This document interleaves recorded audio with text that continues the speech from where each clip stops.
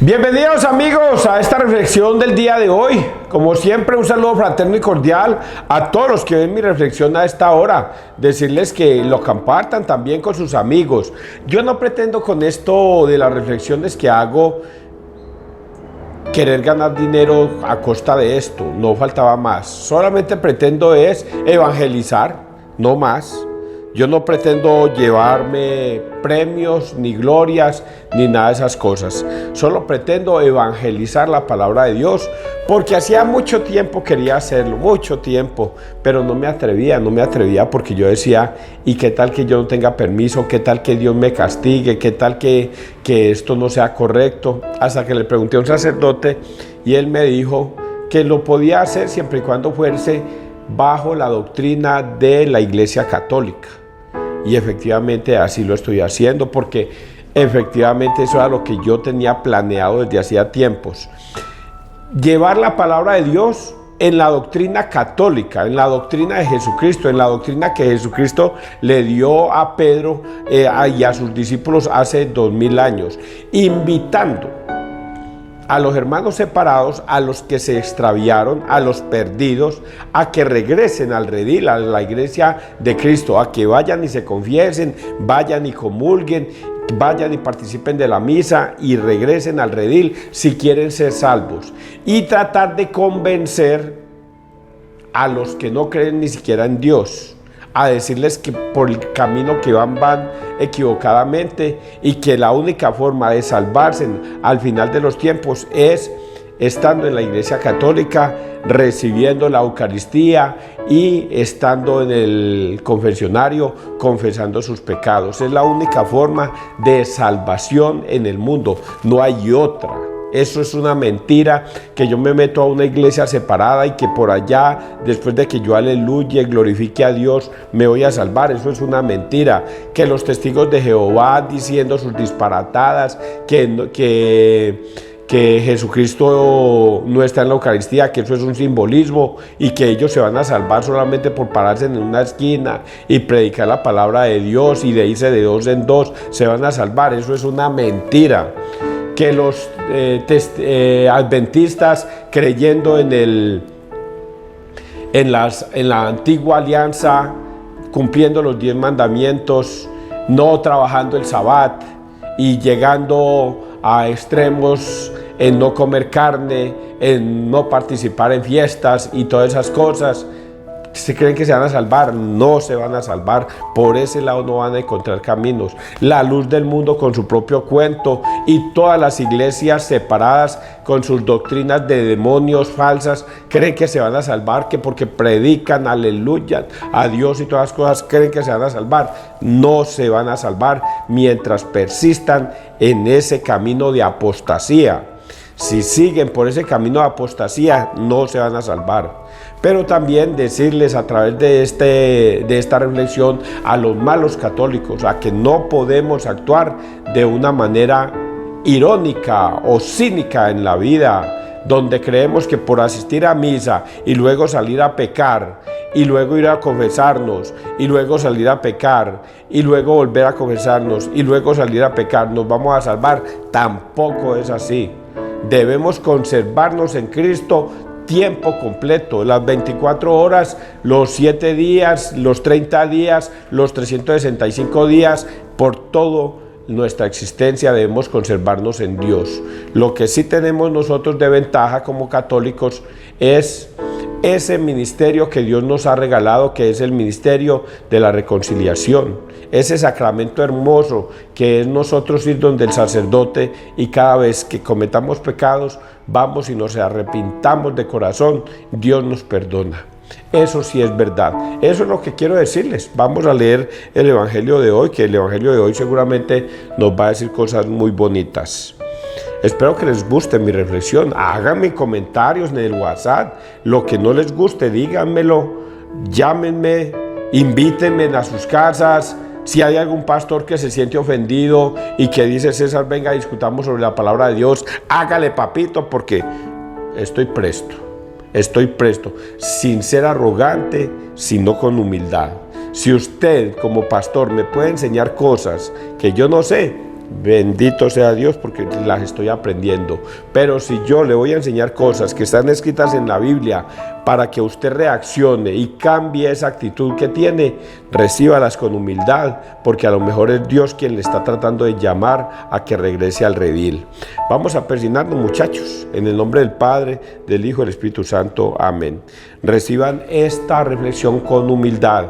Ojalá hoy escuchen la palabra de Dios y no endurezcan su corazón. Primera lectura es del libro de Jonás 3, 1 al 10. Los ninivitas habían abandonado el mal camino. El Señor dirigió la palabra a Jonás: ponte en marcha y ve a la gran ciudad de Nínive. Allí les anunciarás el mensaje que yo te comunicaré. Jonás se puso en marcha hacia Nínive, siguiendo la orden del Señor. Nínive era una ciudad inmensa. Hacía falta 3 días para recorrerla. Jonás empezó a recorrer la ciudad el primer día, proclamando: dentro de 40 días Nínive será arrasada.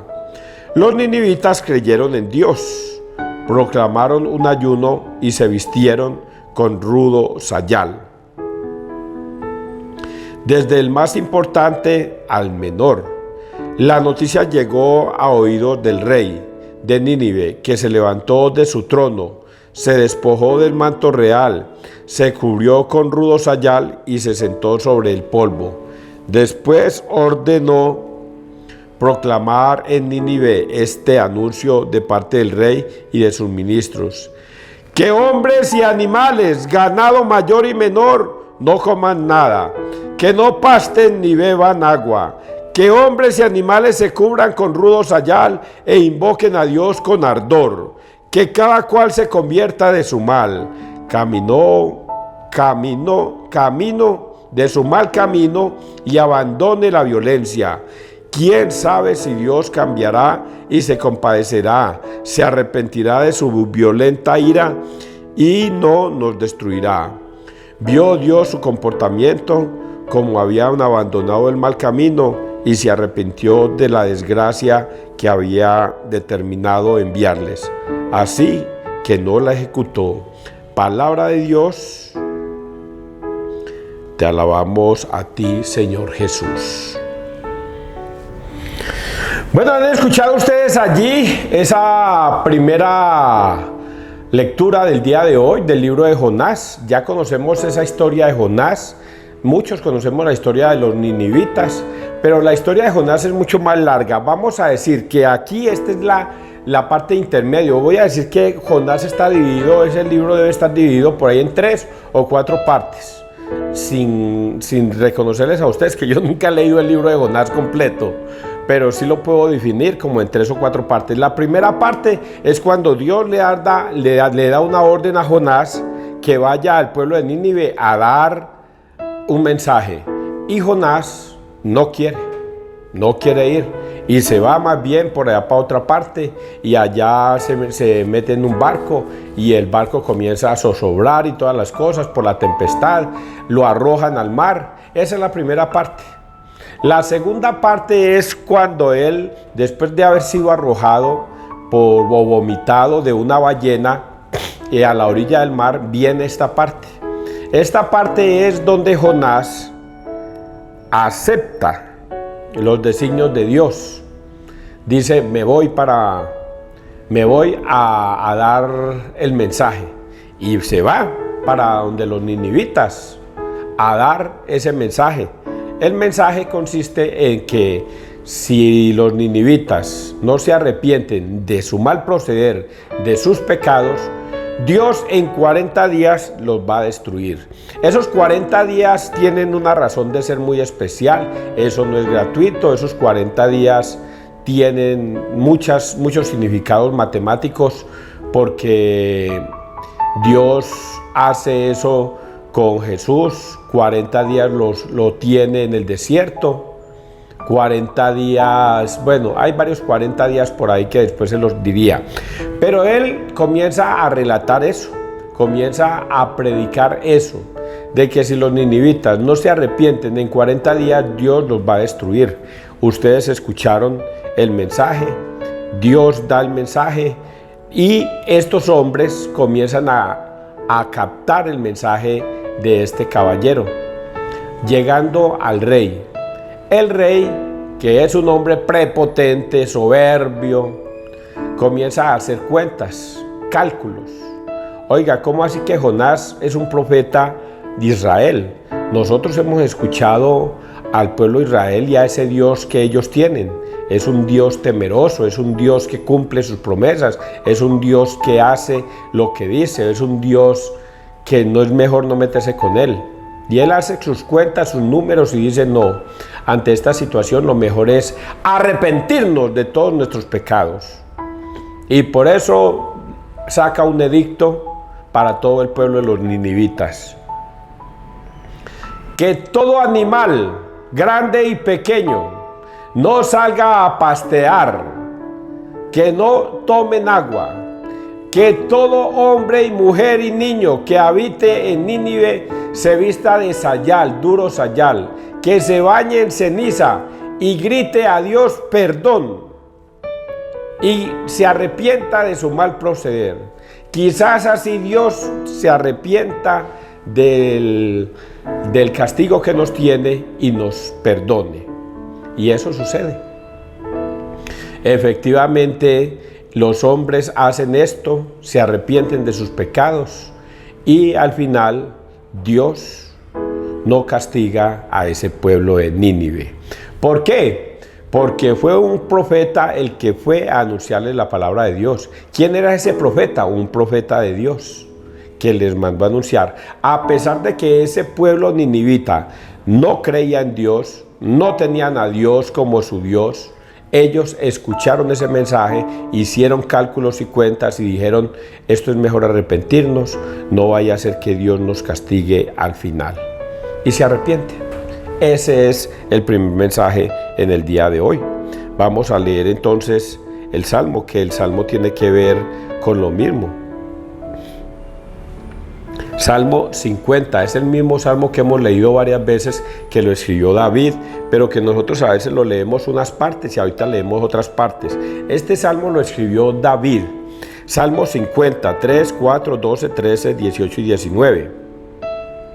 Un corazón quebrantado y humillado, oh Dios, tú no lo desprecias.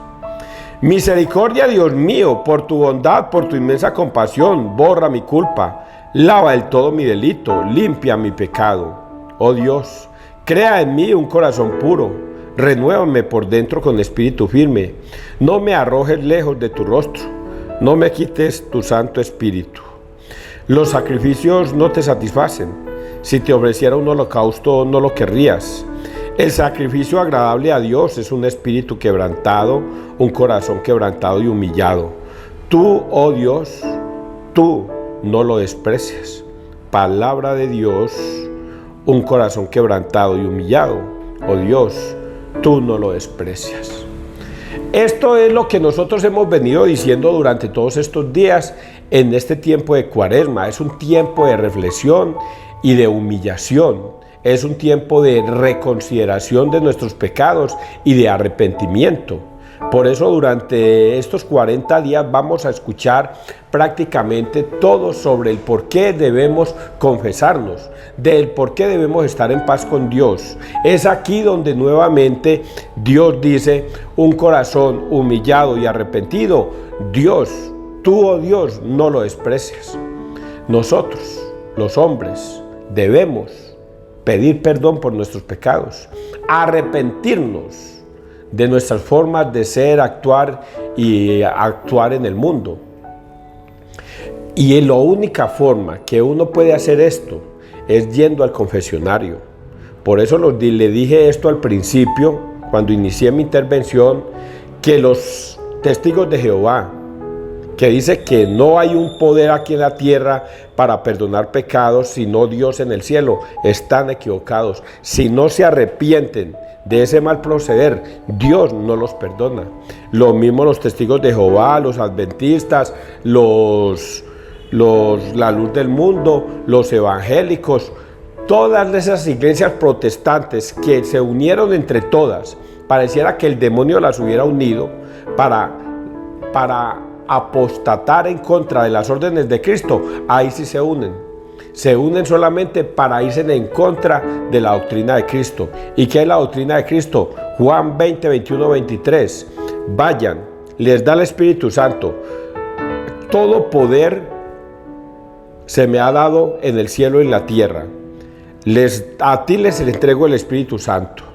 Vayan, a quienes les perdonen los pecados les quedan perdonados, y a quienes se los retengáis les quedan retenidos.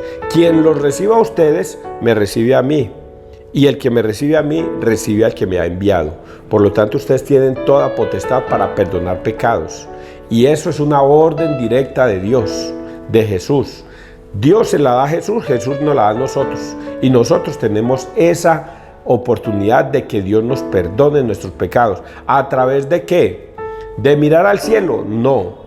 Él fue mucho más misericordioso con nosotros, mucho más misericordioso. ¿Por qué? Porque un testigo de Jehová o una de estas iglesias separadas piensa que mirando al cielo, perdóname Señor por todos mis pecados, ya sus pecados le son perdonados. Y él no queda seguro si realmente Dios se los perdonó, porque no escuchó yo te perdono. Mientras que nosotros los católicos, habiendo recibido este sacramento a través de Jesucristo, en ese Juan 20, 21, 23, que les da el sacramento a los discípulos para que vayan a perdonar pecados al mundo entero, nos entrega ese poder, el poder de perdonar pecados. ¿Dónde más está escrito esto? En otro texto que no recuerdo el nombre, el capítulo y el versículo, pero es que le bajan a Jesucristo por el techo a una persona discapacitada, a un cuadrapléjico, y se lo bajan. Y Jesús, viendo la fe de estos hombres, le dice a este hombre: tus pecados te son perdonados. E inmediatamente los que están alrededor dice: este hombre blasfema. No existe poder aquí en la tierra para perdonar pecados. El único que tiene ese poder es Dios en los cielos. Pero Jesucristo les interpela y les hace saber que sí hay ese poder. Y les dice: si hay ese poder, muchachos, que es más fácil decir tus pecados te son perdonados, o decirle a este hombre: levántate, toma tu camilla y vete a tu casa. Y les agrega, para que vean que el Hijo del Hombre tiene ese poder aquí en la tierra para perdonar pecados, le digo a este hombre: levántate, toma tu camilla y vete a tu casa. Y este hombre se levantó y se fue a la casa. ¿Qué se dejó allí estipulado? Que realmente Dios nos está dando un poder de perdonar pecados aquí en la tierra. Y termina ese texto diciendo que la gente quedó maravillada de ver que Dios le había dado tal poder a los hombres. ¿Cuál poder? El poder de perdonar pecados. Yo tengo el poder de perdonar pecados. Yo no lo tengo. Solamente Hebreos 5:1 dice quiénes tienen ese poder. Todo sumo sacerdote será escogido de entre los hombres para ofrecer dones y sacrificios por el perdón de los pecados. Él es un pecador, y como es un pecador, también deberá ofrecer sacrificios por sus propios pecados. Y nadie puede tomar esta honra para sí. Nadie. Solamente es dada por Dios. Por eso un sacerdote se toma 10 años estudiando para tener tal poder. Puede estudiar 10 años, y si el obispo no le impone las manos, no lo sacramenta para Dios, ese hombre que estudió 10 años no puede ejercer ese ministerio, ese sacramento. Tiene que recibir la imposición de las manos de un obispo. Y esto viene de generación en generación. Por eso nosotros vamos a los sacerdotes. El sacerdote es el único que tiene esa potestad de perdonar pecados. No en el nombre de él, como piensan los hermanos separados, que ese es un hombre pecador, común y corriente, y hasta pedófilo. Él no tiene ningún poder. No, tiene el poder de ser embajador de Cristo aquí en la tierra. Y Dios se lo dio a los hombres. Les dijo: vayan, quienes lo reciban a ustedes, me reciben a mí. Les dio ese poder. Y es a lo que hoy nosotros nos estamos manifestando en este salmo, de que un corazón humillado y arrepentido, Dios no lo desprecia. ¿Qué debemos hacer? Ir al sacerdote. Las personas que no quieren ir al sacerdote, sus pecados les quedan retenidos, no quedan perdonados. Vamos a seguir avanzando con el Evangelio. Lucas 11, 29, 32. A esta generación no se le dará más signo que el signo de Jonás. En aquel tiempo la gente se apiñaba alrededor de Jesús y él se puso a decirles: esta generación es una generación perversa, pide un signo, pero no se le dará más signo que el signo de Jonás. Pues como Jonás fue un signo para los habitantes de Nínive, lo mismo será el Hijo del Hombre para esta generación. La reina del sur se levantará en el juicio contra los hombres de esta generación y hará que los condenen, porque ella vino desde los confines de la tierra para escuchar la sabiduría de Salomón, y aquí hay uno que es más que Salomón. Los hombres de Nínive se alzarán en el juicio contra esta generación y harán que la condenen, porque ellos se convirtieron con la proclamación de Jonás, y aquí hay uno que es más que Jonás. Palabra del Señor. Gloria a ti, Señor Jesús. Esto es el culmen de esta reflexión del día de hoy, del arrepentimiento y del perdón. La primera lectura: Jonás va como profeta de Dios y dice unas cosas para que esos pueblos se arrepientan. Y cosa tan especial, ese pueblo se arrepintió. Jonás, un profeta de Dios. La reina del sur se vino porque había escuchado que aquí en Israel había un hombre que tenía tal sabiduría que un día le presentaron a dos mujeres con un niño, y ese niño lo reclamaban ambas mujeres, y la sabiduría de Salomón dijo: corten al niño a la mitad y denle a cada una la mitad del niño. Y una de ellas dijo: no, señor, no lo mates, entrégaselo a ella, yo no lo quiero, no es mi hijo, entrégaselo a ellos. Y la otra se quedó callada, descubriendo así la sabiduría de Salomón, que una madre es capaz de regalar el hijo con tal de salvarle la vida.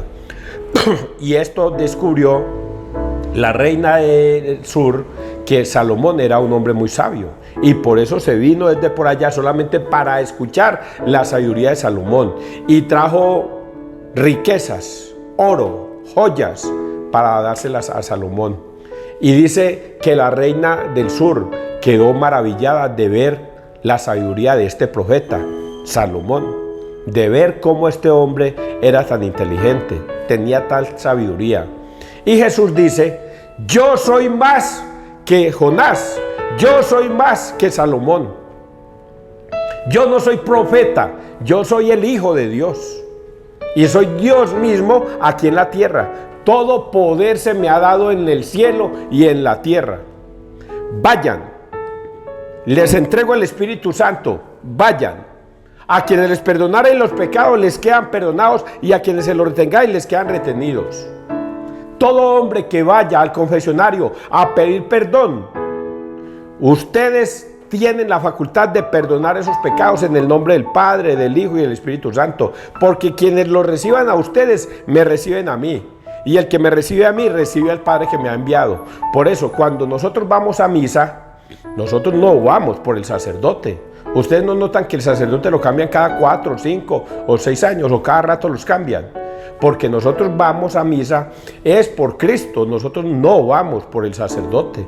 Hay unos que son más elocuentes que otros, pero todos tienen el mismo mensaje: hablar de Cristo.